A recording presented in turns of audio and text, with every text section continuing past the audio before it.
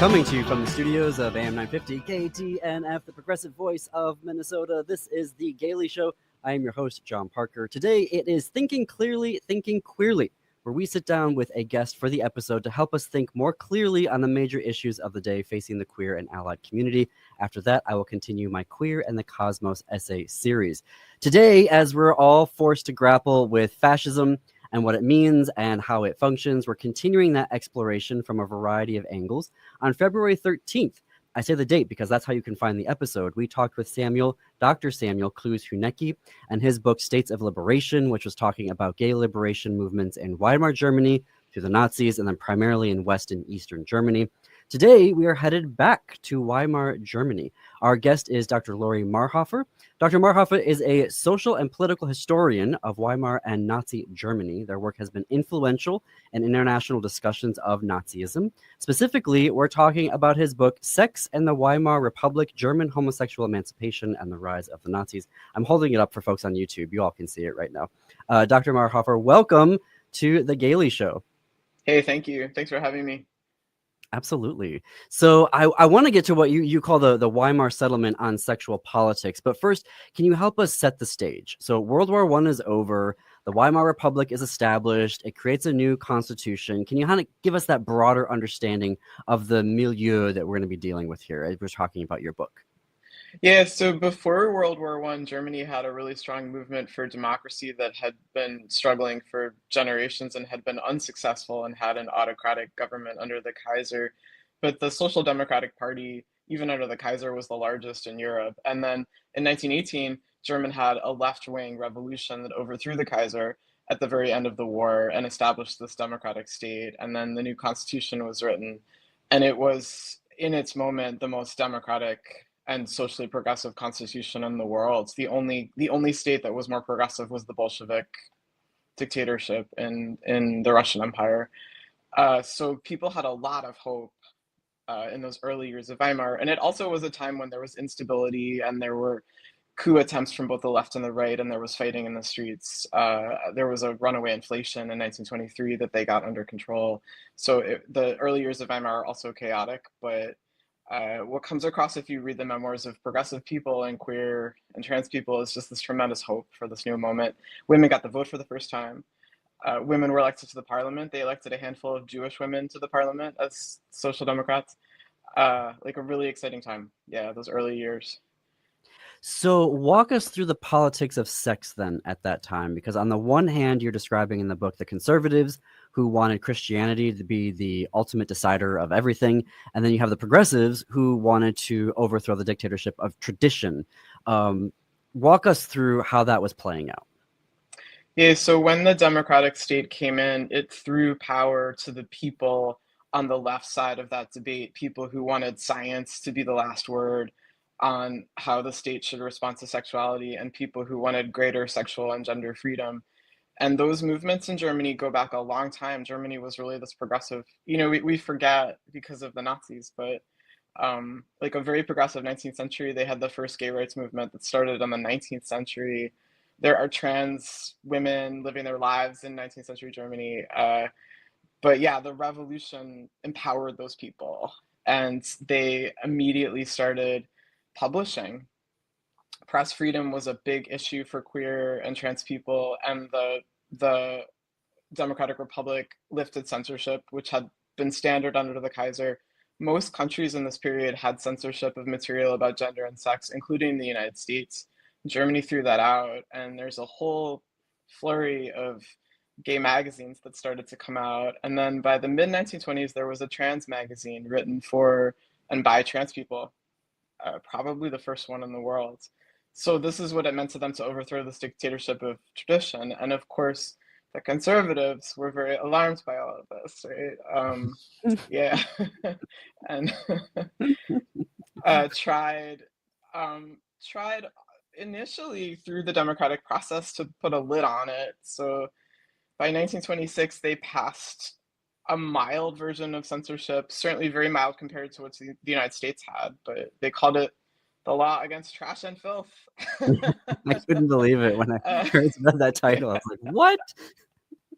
Yeah, It sounded like a Um, MAGA title, frankly. I was like, oh, they would totally adopt that today. yeah, it's, the correspondence between the language is so eerie, and I don't know if it's because people who are involved in Trumpism today have read about Germany, or if it's just a coincidence. But draining the swamp is something the Nazis talk about all the time. We're going to drain Mhm. the swamp. What's going? Very creepy. Uh, yeah. So they passed this censorship law, but it was really mild. It said the gay magazines they couldn't be displayed in the newspaper kiosks. They had to be on the back row or covered in brown paper. So of course that does change the experience of buying a magazine, and I don't think it's a good idea to have that kind of censorship. But in the United States, all of that stuff would have been seized. It would pre-publication. You couldn't publish um, the things that were being published in Germany in this period. Yeah, free speech, right? Talk to me about the media aspect of it, because you talk about how the media was so crucial. Particularly, I mean, there's one chapter about like lesbian organizations and transvestite organizations. You're using the word transvestite in there. I'm not quite sure. I mean, that's how they would understand themselves then, right? It wasn't sort of had that slurish connotation. Yeah, definitely. Yeah, I mean, I screwed up in the book. I should be using transgender. I just did a fell down on the job there because I hadn't read enough stuff about trans history at that point. Yeah, so the term that was coined in 1910 in Magnus Hirschfeld's book is transvestite, Hmm. and he coined it in conversation with people who he said these are transvestite people. And in the book, he includes really long descriptions of their lives and sometimes lets them write for themselves. There are long passages in his book written by these people, and when you read what they wrote about themselves, they they sound like transgender people. They say exactly what people say today. They say, I've always felt like I was assigned to the wrong sex, and it's excruciating to live my life like this, and I, as much as possible, I live as the sex that I believe myself to be, but it's very hard to do that because there are laws against quote unquote cross-dressing. A lot of the people he interviewed for the book were transgender women who were women at home with their families, and their families were accepting and understanding of this. But when they left the house, they would dress in men's clothing, and they had jobs where they presented as male. And they write about how hard that is, like how Hmm. distressing it is to live like that, and how unfair it is. And um, right, so he coined transvestite. And if you look at his later books, those people then, after he coined that term and published that book, people wrote and said, we don't think that's a good term because it seems Really? to suggest, yeah, there are people who complained. And he, to his credit, he then put that in a subsequent book that he wrote, that people had complained that the term transvestite was too much about clothing, and what they were talking about was their inner core of their being, that they were wrongly assigned to the wrong sex. And then in the transvestite magazines, sometimes this would come up, and there was a debate about it, and somebody wrote in and said, we should call ourselves trans sensible, because it's really about, yeah, like something deeper than clothing. Yeah, So based on all of that, the term transgender had not been coined. right, The term transgender didn't really come into its current meaning until the 1990s. right. But I think it's unnecessarily confusing to everybody today to not say these are transgender people, because clearly they're having the same experience. And if the term transgender had been available, they probably would have used it, and they were looking for other terms with the word trans. There's a great piece of new research that came out about English, but the trans, the word, as a word to refer to moving from one sex to the other, you can find that in the English language in the 1600s. It's a very common Oh, wow. over the generations term that's used in different forms to refer to what sounds like basically the same experience or a similar experience. So yeah, so these are transgender people, and I should have said that in the book. I don't know. No, no, I no. take I mean, full it was. responsibility. Yeah, no, I wanna.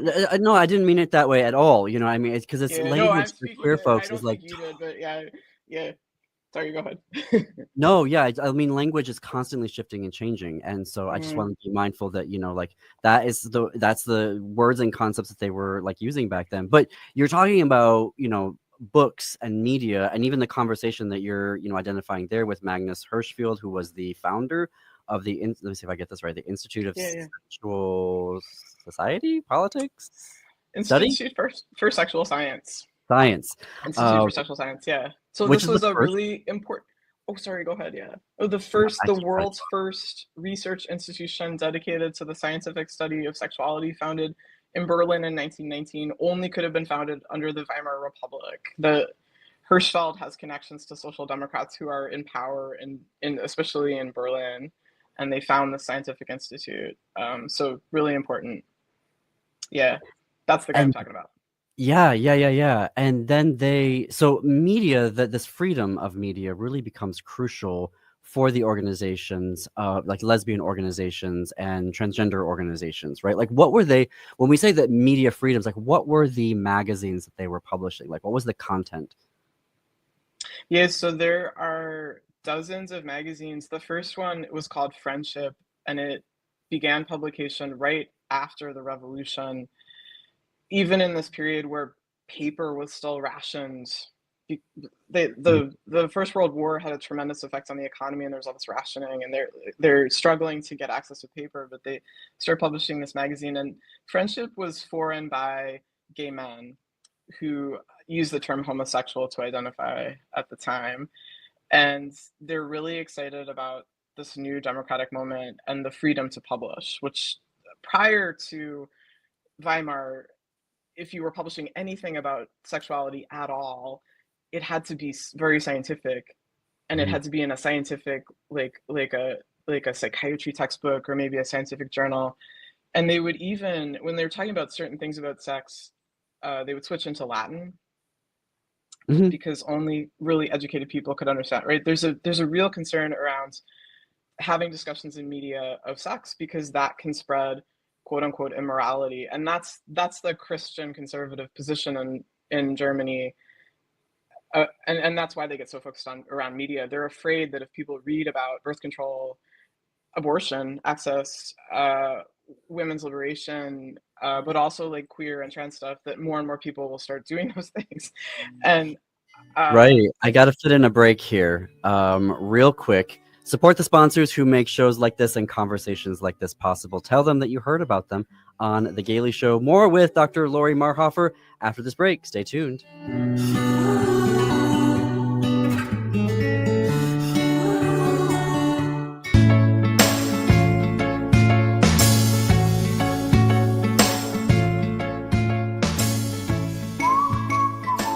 Welcome back to The Gaily Show. I'm John Parker. It is Thursday, which is our time of the week for Thinking Clearly, Thinking Queerly.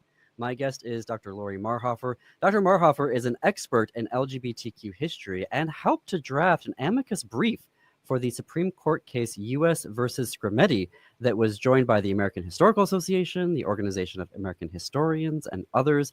This was the lawsuit challenging Tennessee's ban on gender-affirming care for minors. It was argued before the Supreme Court in December of last year, 2024. Decision isn't expected until June, Pride Month, which is when the Supreme Court saves all of its anti-LGBTQ decisions to try and ruin Pride. That's a story for a different day. We're talking about Dr. Marhoefer's book, Sex and the Weimar Republic, German Homosexual Emancipation and the Rise of the Nazis, specifically about how there was this liberalization of media in the Weimar Republic, and there were a variety of different types of magazines and publications available. So, Laurie, can you walk us through like what they were about? Like, there was the Friendship one, which was by the gay men. Like, what were the other ones there, and what were they writing about? Yeah, so there's a bunch for gay men that start, and then lesbian magazines start up as well a little bit later. By 1924, uh, there's a magazine called Girlfriend, and then there's one called Garçon, named after kind of a reference to French, yeah, the new woman in France. And then as a, they're like appendixes in the back of the lesbian magazines, the transgender magazines. So in the back of Girlfriends, they have a section called World of Transvestites, and um, yeah, the lesbian magazines do political articles. They do a lot of fiction and poetry. Lesbians are super into like the romance fiction, like Meet Cute. The guys' magazines are similar. Um, Maybe a little more political content in the guys' magazines because they are really focused on the sodomy law. The Mhm. male sex was illegal under the German Penal Code, and women having sex with women was not. Although women having sex with women was illegal in other countries, so in Austria it was illegal in this period, but it's not in Germany. So the women aren't as, I think, focused on sort of politics in the parliament and stuff. But the world of transvestites is really amazing. There are a lot of autobiographical narratives in there about what it's like to be transgender.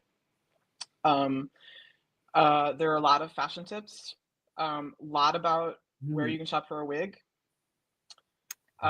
uh, and a woman, a really amazing woman by the name of Helena Knabe started a concierge service for transgender women in 1919 in Berlin, where she would help you shop and she would help you figure out how to do your hair and do your look. And it was, Oh. and she advertised. So people who were thinking about transitioning would reach out to her and come to her apartment. And she also seems like she just created a really supportive community space for people. So, and there's a lot, at one point, she put on a fashion show.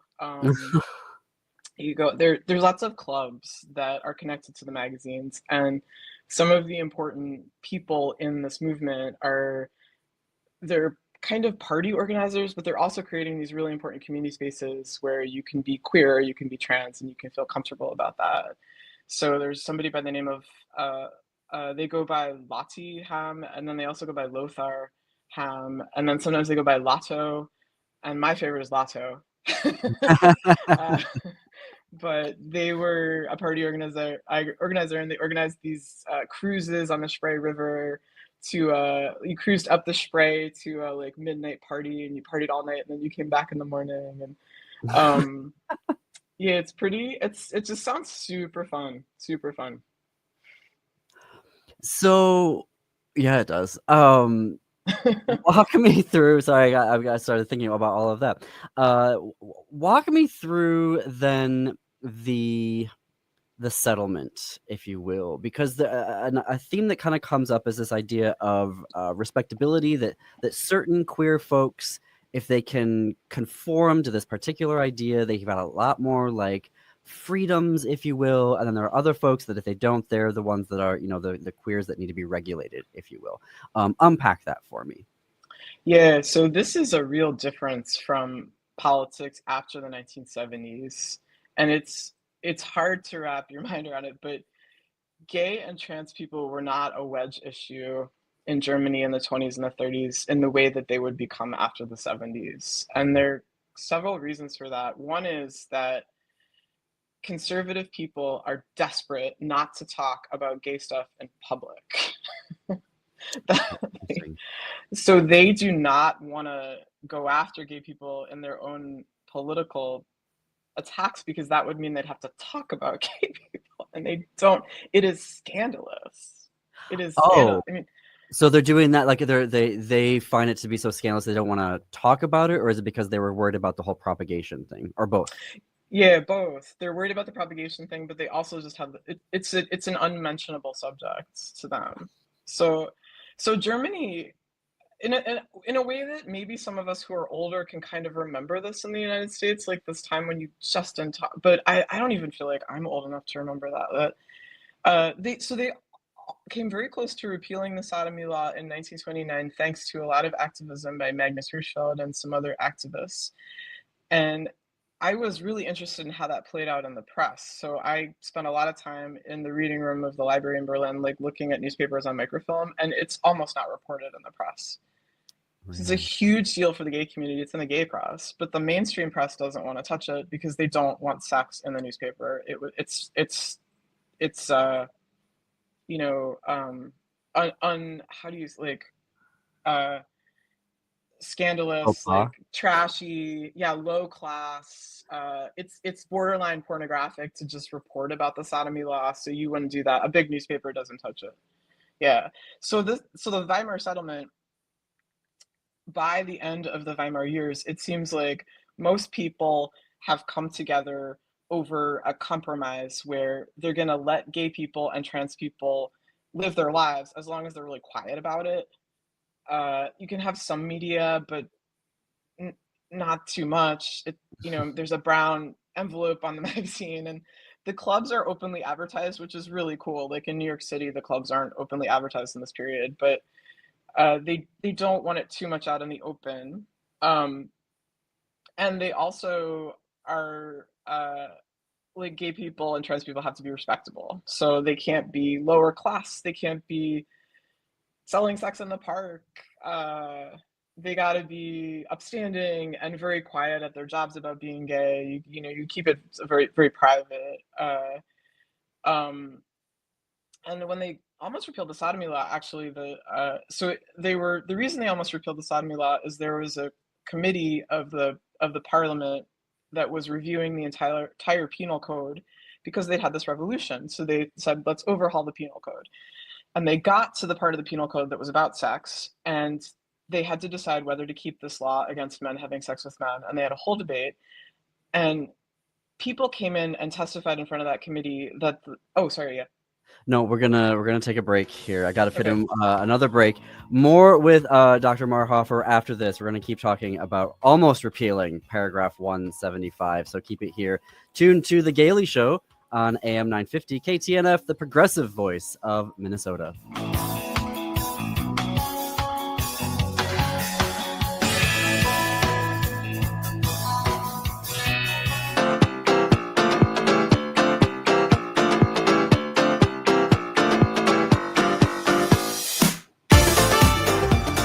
Broadcasting from the studios of AM 950 KTNF, the progressive voice of Minnesota. This is the Gailey Show. I am your host, John Parker. Hello to all of us, all of you streaming on our YouTube channel. You can check it out at youtube.com/@the-Gailey-Show.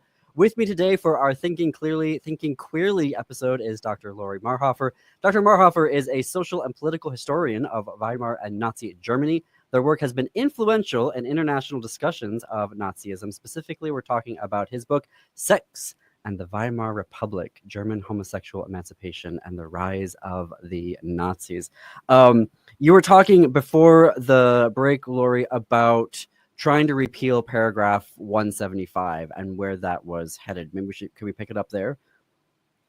Yeah, so I was gonna say that when they're considering repealing it, they have people come in and say, including some gay activists, who say it doesn't make a sense to have a blanket law against men having sex with men, because the only really dangerous thing about that is when young working class men are selling sex in the Tiergarten. Those are the people we really have to crack down on. So they vote to repeal it with the intention of replacing it with a law that really cracked down on male sex work, which I was sad about when I saw that. um, yeah. Uh, but the Weimar settlement is this deal that gay people will be respectable and middle class and not sell sex and kind of quiet, but a lot less quiet than they were in the United States. And on the other hand, the government will leave them alone. And it seems like even conservatives are kind of okay with that by the end of Weimar. So the the horrible Nazi crackdowns on gay and trans subcultures are, in a way, it's what conservatives had always wanted, but it's also a surprise because it's not the direction conservatives seem to be going, even at the very end of Weimar. And I really think the Nazis, Nazism, in a way, it's modern politics. It's yeah, targeting these communities as a way to score political points, in a horrible way.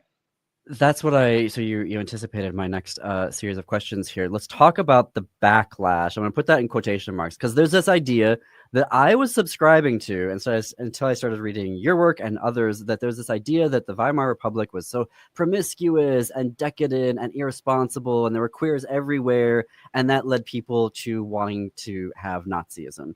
What's the real story here? I mean, what was the backlash? Was there backlash? No, there's not a backlash against gay and trans politics. The gay and trans politics is in many ways a settled issue 3 years before the Nazis took power. And if you look at the run up, the 3 years running up to the Nazi dictatorship, there are not a lot of public discussions of queer and trans issues. The Nazis do not come to power because people think that they're going to crack down on these communities. In fact, there was a famous Nazi who was outed as gay by the Social Democrats in 1932, and the Nazi Party, had to figure out what to do about that, and they decided to kind of be quiet about it, and everybody decided it wasn't a biggie, because by 1932, most Germans understood that some people were homosexual, and they thought as long as the person was keeping that private, that was their business. So the Nazis benefited from Weimar's kind of relaxed attitude towards homosexuality, unfortunately for history. And certainly the Nazi Party wasn't filled with gay people either. That's another homophobic myth.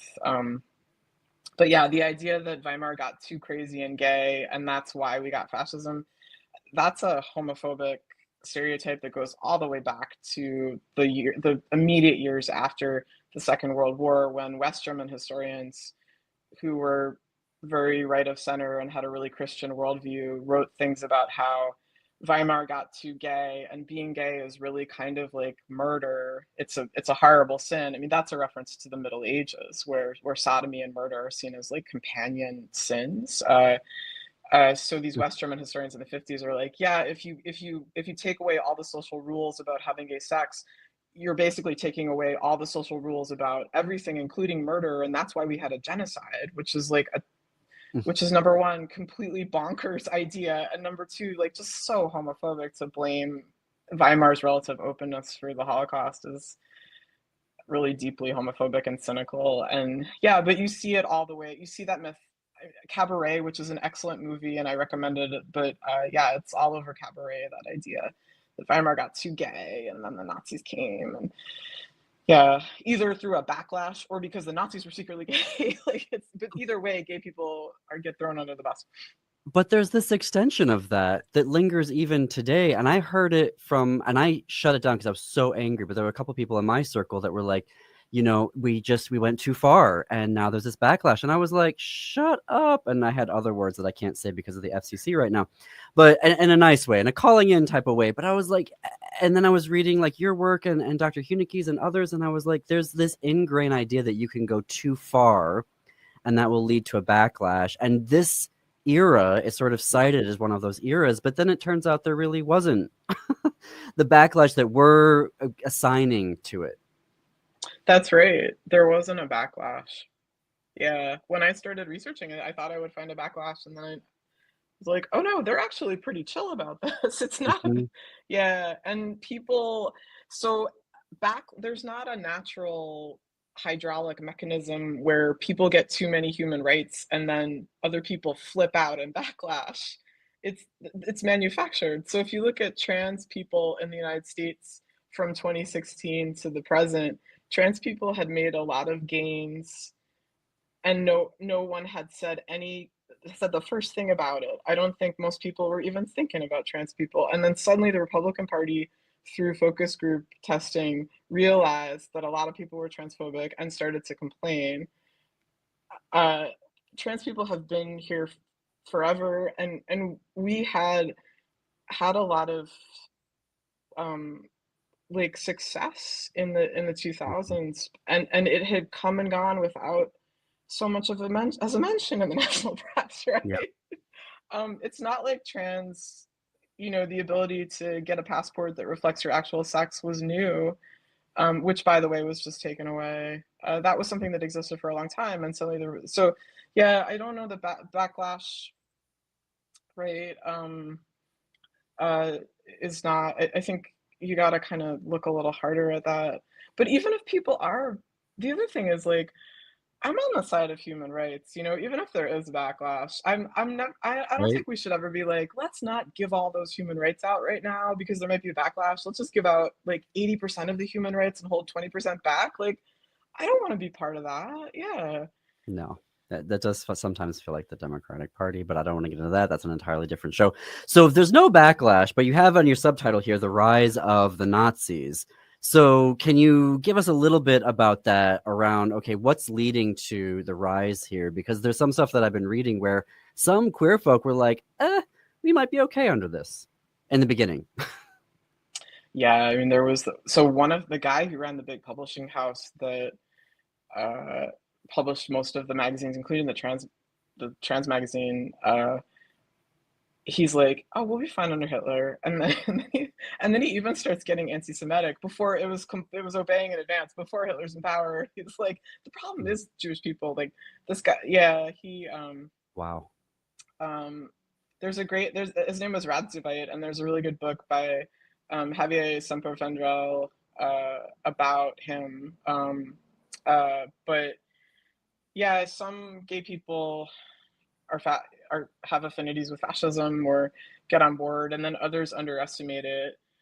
Uh, what I found is that the rise of the Nazi Party doesn't have a lot to do with gay and trans politics, aside from the fact that there was this one gay Nazi who was outed, so they have their own little gay scandal. And that guy may be the world's first openly gay politician, technically. Oh This is no. unfortunate. Yeah. He was a This is bad guy. Ernst Röhm, right? Yeah, Rome. Yeah. Yeah, he was a bad guy, and then they had him killed. But again, like I was I gonna don't say think. that's the guy from the Night of the Long Knives, right? Yeah, that's the Yeah. guy from the Netherlands. They wiped out. It seems like he and there were probably some other queer men in the organization that he was in charge of. Some of whom get killed during the Night of the Long Knives. But it's not. There aren't a lot of queer Nazis. You had to be pretty quiet about being gay in the Nazi Party. It's a very homophobic party. But aside from that, yeah, there's not a strong connection. The Nazis came to power because people were really afraid of the communists. They're afraid of communist revolution. They're afraid of what happened in the USSR. Germany had a horrible economic crisis in the Great Depression. A third of Germans were unemployed, and people started voting for radical solutions to the horrible problems they were facing. So the communist vote rises, the Nazi vote rises, but they only ever get 37% of the vote. Even under those circumstances, they only ever got 37% of the vote.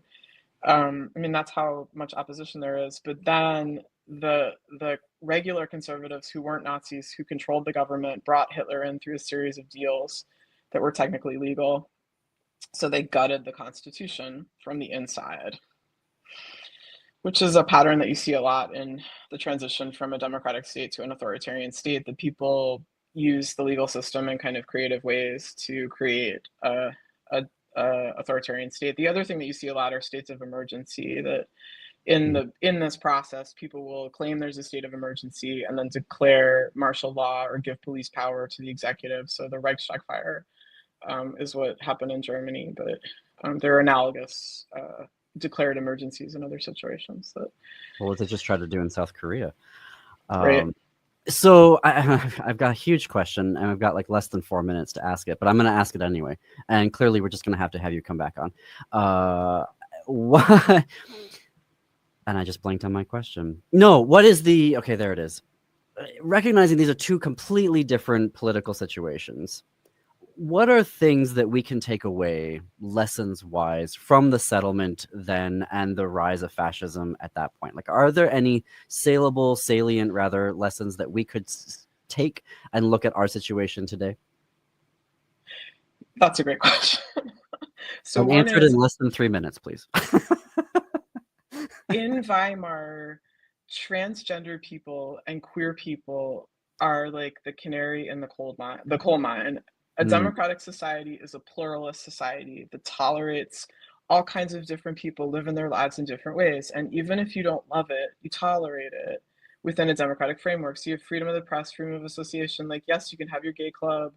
Um, and that once democracy starts to crumble, like all that goes away. That press freedom goes away, that freedom of association, and then just the demonization of people. So I actually see analogies between the way trans people are being demonized right now in the United States and the way that authoritarian regimes like Nazi Germany demonize enemies, including racial enemies, but also like Stalin demonizing intellectual enemies. But some of the language about trans people is so vitriolic. If you read the text of the military bans, what's being asserted in them about trans people that were fundamentally dishonest and disloyal, um, just makes the hair rise in the back of my neck. So that kind of strong demonizing language, singling out a minority group and subjecting them to harassment and policing, is something that often authoritarian regimes do. And I think we have to really resist it because, again, like this is part of this complex sliding into an authoritarian system where even if you're not a person in that group, the police powers that will come from persecuting that group will then be used to regulate your life as well. It's a way to uh, create a one-party state that has tremendous power. And again, I think like, yeah, especially trans people, like toleration of trans people is a sign of an open society. Well, even, I mean, toleration, allowing for rights and liberties to extend to its entire population is a Yeah, yeah. ideal, little thing, just like democracy, whatever. Thank you, Dr. Marhoefer. This has been so lovely, and the time raced by and clearly was not enough. So I hope that we can have you back to continue understanding more of this issue so you can help us think more clearly about it. For right now, how do folks connect with you?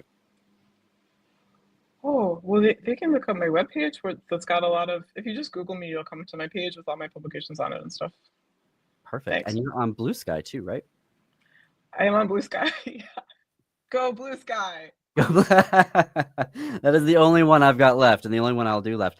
Sex and the Weimar Republic, German Homosexual Emancipation and the Rise of the Nazis. Folks, we are including a link in the show notes and on our website for how you can peruse and buy this book. It is so lovely and accessible. It is, it's not one of those big, deep academic texts. You'll really love reading it, and I really encourage you to do that. Up next, I'm going to continue my Queer and the Cosmos essay series. Dr. Marhoefer, thank you for being here.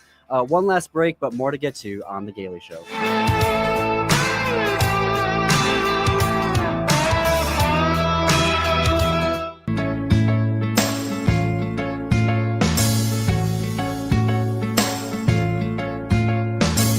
Welcome back to The Gaily Show. I'm John Parker. I could talk to Dr. Laurie Marhoefer for days on end, so we are definitely going to try to have him back on to continue that conversation. For right now, I'm going to continue my Queer and the Cosmos essay series, which is a weekly series that I do, available only here. You can only find it here on The Gaily Show, nowhere else, where I talk about the cosmos and trying to figure out my place in it through a queer lens.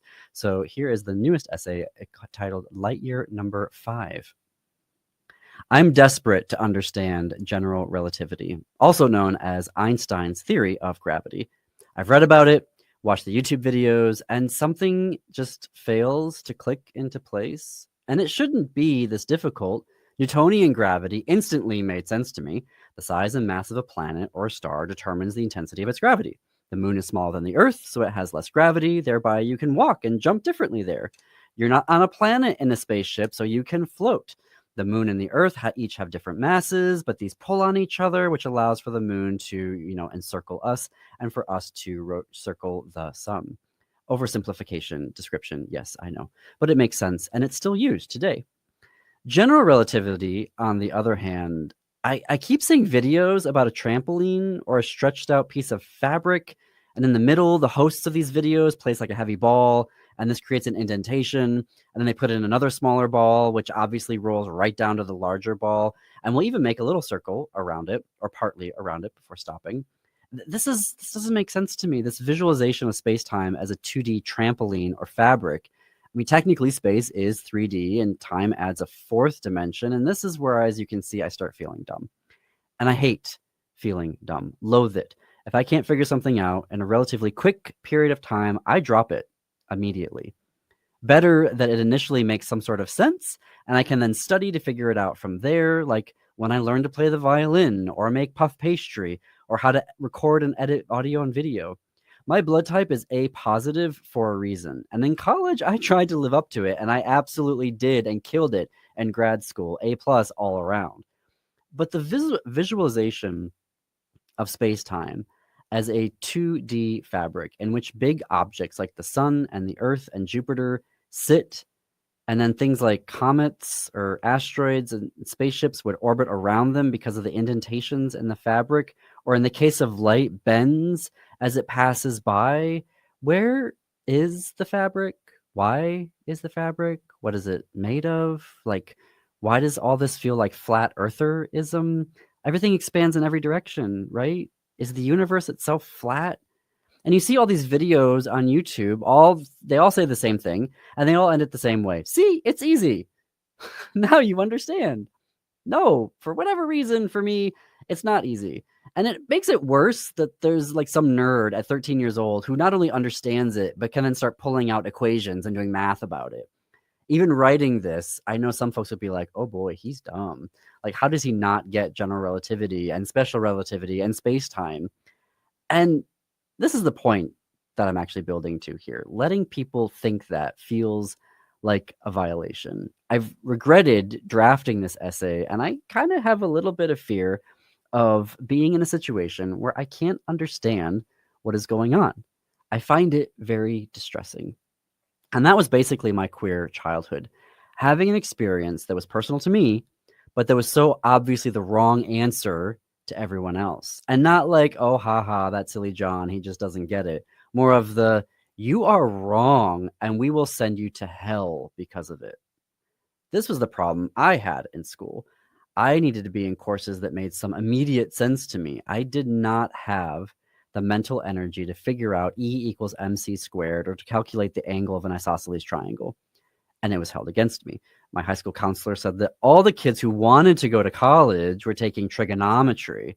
By not taking trigonometry, I was making the choice not to go to college. And I remember the disappointed look on her face. I remember walking away going, well, I guess college isn't going to be a thing for me because I can't handle situations where I'm the dumbest person in the room, the weakest person in the room, the ostracized person in the room. I couldn't willingly put myself in that situation because I had already lived it. It was easier to learn the violin. That made sense to me. Reading an old 5th century English poem, Beowulf, that made sense to me. I could improvise my way through that. I could show people I wasn't dumb. I was smart, hey, and productive. And you wanted to be in my work group because I was going to get you an A plus. As a queer person, I had to only be in situations where I could demonstrate competency, excellence, and leadership. What do all of those words have in common? Value. Always be in a situation to demonstrate value. If you're valuable, you're special. If you're special, they won't hurt you. But here I am now, obsessed with the cosmos, writing this weekly series, wanting to figure it out, wanting to understand who I am in this dazzling universe on this too often ridiculously stupid and cruel planet. Google has even figured it out. And every time I open my browser on my phone, there are dozens of articles about space and new experiments and potentially new answers to unanswered questions. But one of the main fundamentals of understanding the cosmos is having a command of general relativity with its space-time fabric and constant velocities and inertial trajectories. What I'm starting to realize is that I have to get used to this feeling that being queer in the cosmos means allowing myself not to have to perform my value all the time. That not knowing something, not understanding something, doesn't mean I have no value. Thank you all for listening today. You can catch up on all of these episodes. Just go to every Thursday afternoon, the last segment, and you'll get to hear the Queer in the Cosmos series from the beginning. I want to thank you all for listening today. Tomorrow on The Gailey Show, we have author Amy Spalding, who's going to return to the show. She has a new book coming out on her terms. Also, we have Craig Johnson, who is directing Proof at the Gremlin Theater. So be sure to tune in tomorrow at 2 p.m. Coming up next is the Matt McNeil Show. After that, stay tuned for Native Roots Radio. In the meantime, keep it queer, America.